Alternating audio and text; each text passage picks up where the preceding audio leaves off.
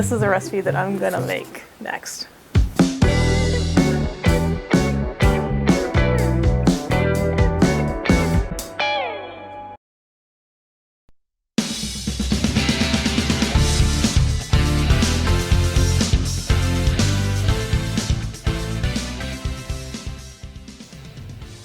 Hello, welcome to another episode of Cooking with Christina Fogal. I am so excited to share with you today my favorite recipe for pumpkin bread, and this recipe is from the book Old Witch and the Polka Dot Ribbon. And I loved everything about this book when I was a little girl.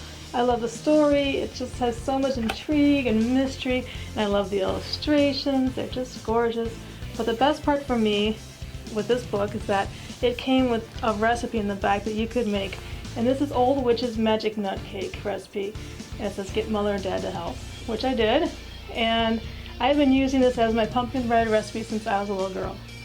In one part of the story, Old Witch takes Mrs. Butterbean's coconut, layered cake and hides it. And I was always kind of sad about that. As a little girl, I was actually kind of devastated at the fact that no one got to try this coconut cake. And the funny thing is that last week I made the pumpkin bread, but I also, for some odd reason, decided to make my husband a coconut cake for his birthday this year.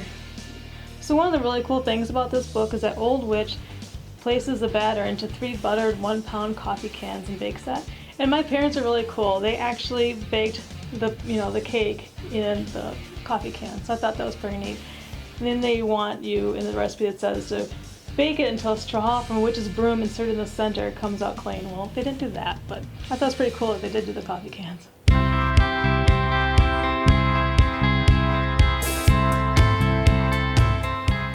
So the first thing I'm going to do is get my pans ready, and I'm using 3 medium-sized pans. And then I really like parchment paper, so I'm going to go ahead and spray these.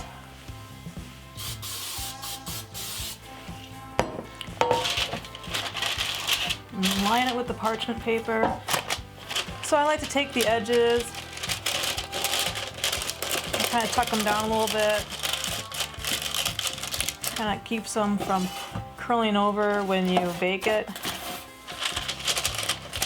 fact, the other day I was trying to be clever and I cut the edges of the parchment paper and it was a lot shorter, and I realized after I put it in the oven to bake it that somehow it had managed to flop back on top of the bread, so it kind of didn't like how that was turning out, so I thought, it's just better to just keep them a little bit longer. We'll try that. And just give a quick light spray in the middle here too. That's probably good.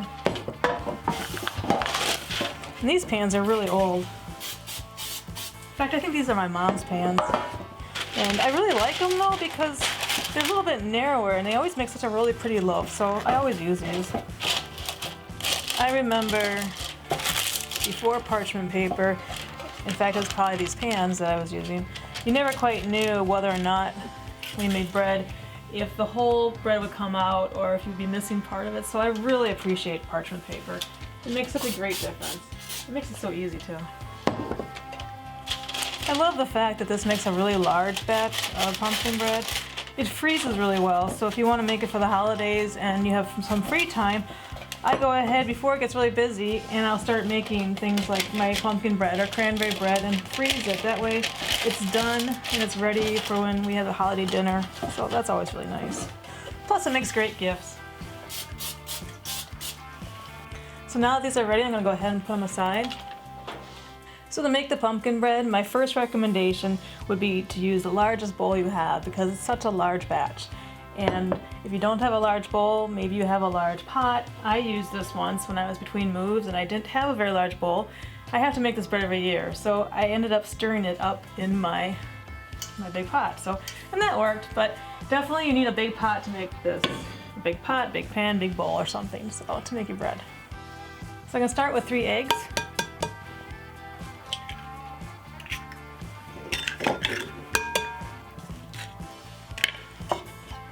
I like to whisk these a little bit. I'm not going to use my mixer for this recipe, so I just really use a really nice heavy-duty whisk. Because the batter will get pretty thick. Alright, once that's done, I'm going to go ahead and add my pumpkin.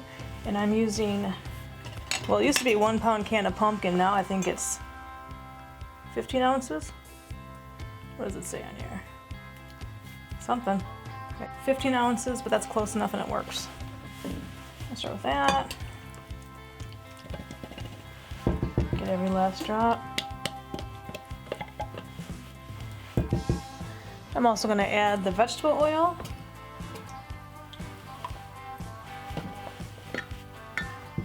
And I think that's 3/4 cup vegetable oil. And a 1/2 cup of water. This is kind of an odd recipe. It actually has water in it. I don't think I have too many recipes with water. And that's why I kind of recommended a big bowl, because this is very splashy. And I've used a mixer and I've made a mess, so the hand whisk works the best for me. I'm just going to blend this all together. And once this is all nice and blended, I'm going to go ahead and add my dry ingredients. You can always take your dry ingredients into another bowl and stir it together before adding it. I mean, that works great. A lot of times though, I'm kind of lazy and I just kind of sprinkle it in like this. So I add my flour.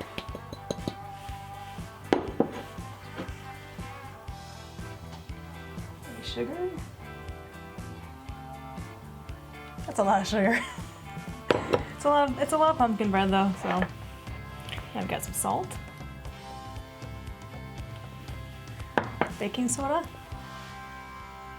Just kind of sprinkle that in. There you go. And I have some nutmeg.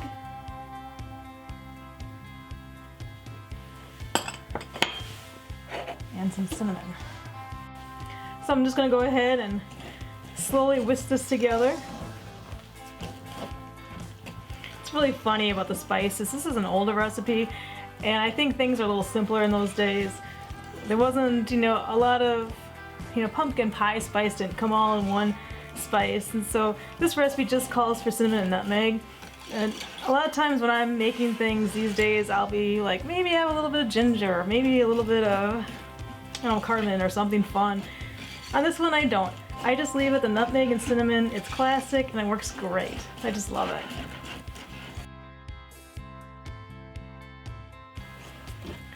So this recipe always makes me think of my grandmother. She's the one that bought this book for me. In fact, when I was a little girl, she signed me up for the Book of the Month Club. And every month I would get 2 books in the mail, and I never knew what they were going to be. It was always a huge surprise, and I couldn't wait. And this was one of the books that came in the mail, and I absolutely fell in love with the book, with the recipe, and the fact that my grandmother had given it to me. It just made this magical. So I make this every single year because I love it, but also because it makes me think of my grandma. I adored my grandmother, so I always think of her and remember her, and she was an amazing baker, and it kind of all ties together. This is my grandmother, my memories of my grandmother to me. This is such a special bread because of that, because of my grandmother. She was a cool lady. All right, so that comes together pretty fast. I'm just gonna go ahead and pour it into my pans. If I was making all chocolate chip or all nuts and raisin bread, I would add those now. But because it makes such a nice large batch, I like to kind of make them a little bit different, and I'm gonna just pour them into my pans first and then stir in my chocolate chips and my raisins into 2 different ones.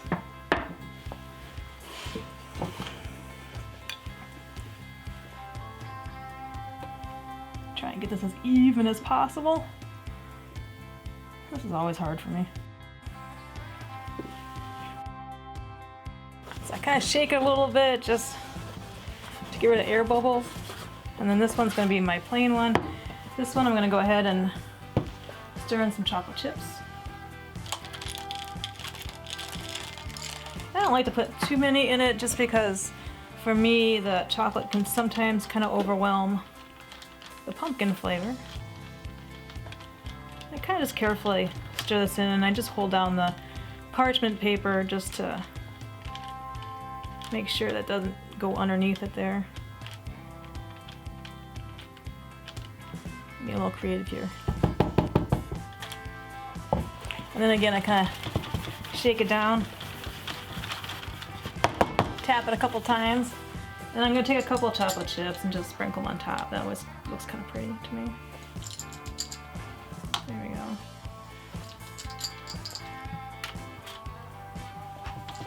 That one's ready. So in this final one, I'm going to do a combination of raisins and pecans.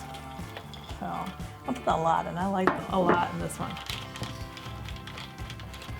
So again, I'm just kind of carefully stirring this in. I'm going to give this a little shake. And on this one, I like to sprinkle a couple pecans on top. I think that looks kind of pretty. Maybe break them up a little bit here. Those are some big pieces.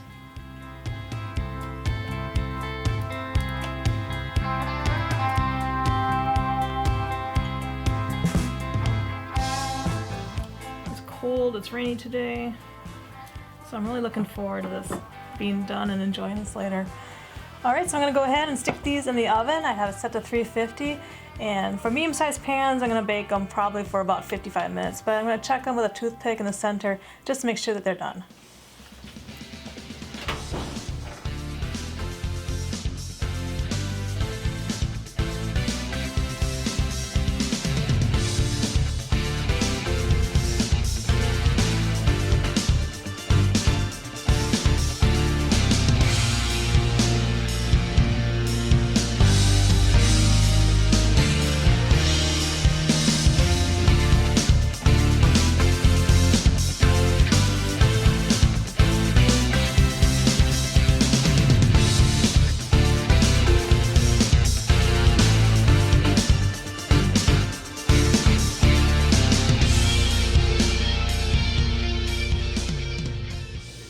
So this recipe from Old Witch and the Polka Dot Ribbon, this book and the recipe is one of my favorites from when I was little.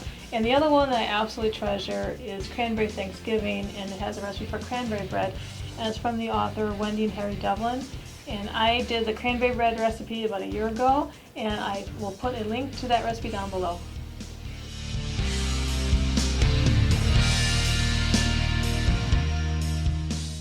Thank you so much for watching. I hope you enjoyed this video. Please leave me a comment. I'd love to hear from you. And don't forget to click to subscribe, ring that bell, and smash that like button. The recipe's on the website. There's a link down below. It's ChristinaFogal.com.